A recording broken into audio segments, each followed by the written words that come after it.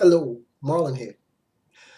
When I was about 10 years old, I decided I wanted to find a way to start making money for myself. I came from a pretty large family. My parents had 9 kids. I had 4 brothers and 4 sisters.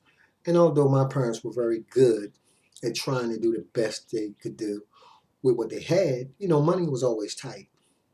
And so I don't know. I was just one of them type of people. When the ice cream truck came around, I wanted my own money. And I knew money was tight with my parents, and I knew they were doing the best they could do. But I always wanted to have my own money, when the ice cream truck came around. And so I decided that I would find myself a paper route. Back in this would be I would say the late 60s, maybe very early 70s. Can't really remember. I know I was about 10. I actually looked in the newspaper in the want ads at 10 years old, and I found uh, an ad that for newspaper carriers. And it had a number in there, and I called the number, and at 10 years old, I explained to the person who answered the phone that I wanted a paper route. And she asked me a few questions, and I gave her all the information that she asked me for. And she said, okay, we will get back with you, at a certain time. I believe within a week or so, I got a call from a route manager, and he continued to ask me a few questions. And I told him yes, I was interested in delivering the Washington Post, I believe it was, early in the morning. He told me, okay, if you're really serious about it, then I will meet you. Or no, actually, he asked me to meet him at his designated location about 3 blocks from my home, and we would go over what the job would entail. 3 days later, I met him. I believe it was up on 16th and Euclid Street at this apartment building, and he gave me a little book with all the addresses that I would have to deliver these papers to, and he had a couple of bundles of newspapers there. He gave me some rubber bands, and he said, "Okay, go for it." And at 10 years old, for the next 6 or 7 months, I would get up at 4:30 in the morning, and I would serve about 100 newspapers every morning. Hey, it took me a while to find some of the addresses, you know what I mean? Sometimes I had apartment buildings I couldn't get into. There were little challenges, but hey, I loved it. I love getting up in the morning. I love serving the newspapers, you know what I mean? I love the interaction with the people that I would meet, you know what I mean? And I love the money. I think I made about, I'm going to say probably about $40 a month, if that much.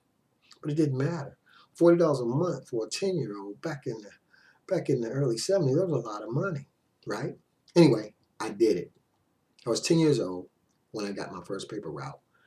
And when I first started working. And I've been working ever since. I don't say that to say that I've been working ever since bragging. I'm saying because times are hard. There are people who are diligently seeking employment now and they can't find it. I'm just saying that I've been working ever since because I started at a very young age, and it just became a part of who I am, and my work. It became a part of what my work ethic would be, and it became a part of me learning how when you want something, you go after it. Later on, I wanted to become a Boy Scout, and I remember going to a church where the Boy Scout troops would meet, going downstairs where they met and going into a room full of young guys my age, and everybody looking at me kind of strange when I walked in and telling them I wanted to be a Cub Scout, actually, not a Boy Scout. And I remember them signing me up. Now, again, my parents didn't have a lot of money. I couldn't afford a uniform. I remember my mom taking me to a used store and buying, where they would have stuff you could buy. Boy Scouts or prior Cub Scouts had donated the stuff to the secondhand store. You could buy the uniform, for a reduced price. And they didn't even have pants my size. So all I could afford was a shirt, and it didn't even have the right patches on it for the troop that I belonged to. Nevertheless, I got it, and I got the patches from the actual Cub Scout troop I belonged to, and my mom sewed them on. So when I went to the Cub Scout meetings, I didn't even have the whole uniform. I only had the shirt and a pair of jeans, and I didn't care because I was in a place that I wanted to be, and I felt like I belonged, and Again, it was something that I wanted, and I pursued it, and I did it all throughout my life. I ran track, and I wanted to run track, so that's what I decided I wanted to do. I joined the track team, and I won countless medals for running track. As a teenager, I continued to serve newspapers and work all throughout junior high, high school, after high school. Um, Later on, I would join the army, and I wanted to be a paratrooper. And I remember the jump masters telling me, "You'll never be a paratrooper." And just to prove them wrong, I actually was held over in jump school down at Fort Bennett, Georgia, just because I wanted to prove to them, yeah, I can be a paratrooper. You know what I mean? Look, there are any number of dreams and aspirations and things that you might want to do and things that I wanted to do. And I decided I wouldn't let anything stop me. And you shouldn't let anything stop you. I don't care what the challenge is. If you want to do something, then do it. Don't let anybody stop you. Don't let anybody tell you you can't do it, because you can. You know what I mean? I didn't. I had parents and relatives and brothers and sisters that were very close, and they always, I think, in their own way. When I look back in time, we were always very supportive of each other. Um, but even in the absence of that support, you can't let anything or anybody stop you from doing the things you want to do, from going to places you want to go, from being what it is you want to be. Again, ever since I was just a very young person, I've always decided that if I wanted to do something, I'm going to do it. There's nothing that's going to stop me. I'm not going to let anything get in my way. I'm not going to be sidetracked, although I have been. It wasn't for very long. When you put your mind to something, you'll be amazed at what it is you can accomplish. And from way back in my Cub Scout days, from way back from being a paper boy, and from way back to my days of running track, and from way back as an adolescent, working a job as an electrician and as a security guard, and working in warehouses, and working as an instructor, and being in the military, just any number of things that I've always challenged myself to do, to always take that the next step, to move a little bit further. I've done it, and ironically, I always wanted to be amongst the best. I don't have to be. I didn't have to be number one, but I always wanted to be in that top 5%. That's just the way that I am.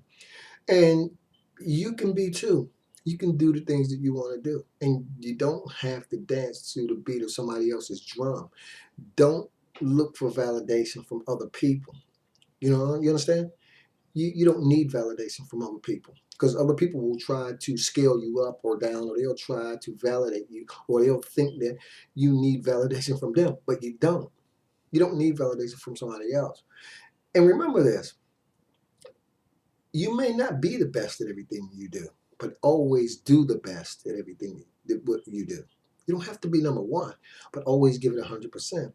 Again, you're going to have negative people who are always going to have something to say. But my mom told me something a long time ago. And she said, "Mom, when you're doing something right, or when you're going somewhere, or when you got something going for yourself, you're going to stand out.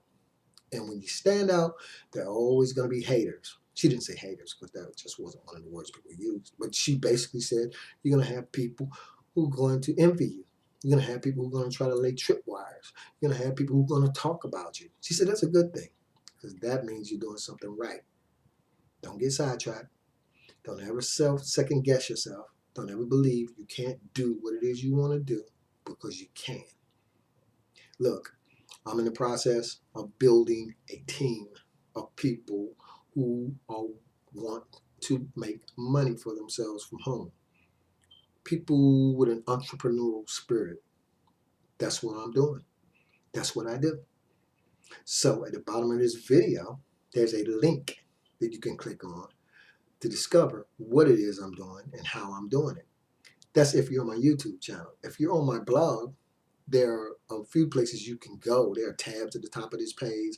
There are places up the top of this page where you can put your name and your email address in to get on my email list. Do that, because if you think out the box, and if you're ready to change your mindset, or if you already have that mindset that you can move to a new and another level in your life, then click the link at the bottom of this video, or put your name and your email address in one of these places you can go to on my blog. Let's get started, man. Run with me. Hey, in the meantime, stay focused, continue to challenge yourself, and continue to believe that you can do anything that you put your mind to. As always, this is Marlon, wishing you wisdom, peace, prosperity, and life without limits. I'll see you in the next video.